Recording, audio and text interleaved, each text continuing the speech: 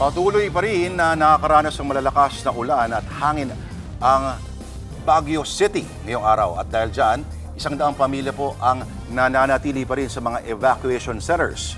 At live mula sa Baguio City, nasa frontline ng balitang yan, si Rainiel Pawid. Rainiel, okay, kamusta ang sitwasyon dyan sa mga evacuation centers?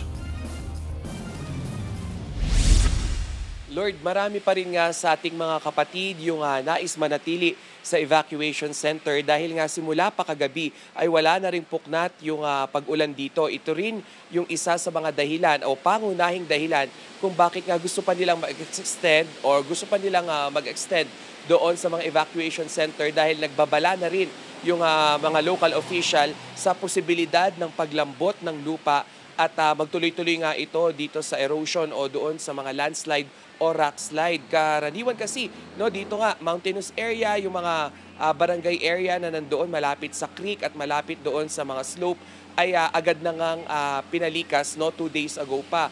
Yung sitwasyon naman nila doon sa loob ng evacuation center, ayos naman daw yung pagkain pero yung hiling nga lang nila ay yung ligtas na masisilungan dahil kung sa ibang mga lugar, Lord, ay parang hindi na nila ramdam yung bagyong uwan ay dito sa Baguio City. Parang ngayon pa lang ito nararamdaman dahil simula pa nga kaninang madaling araw ay doon pa lang lumakas yung buhos ng ulan dito. At dahil nga dyan, isa sa mga binantayan ay yung posibilidad din ng mga pagguho at pagkakatumba naman ng ilang mga puno rito at nagkatotoo nga yung kanilang prediction o yung kanilang forecast na yung mga pine trees na matataas at mga decade-old ay posibleng matumba dahil nga sa hangin na dala nitong si Uwan.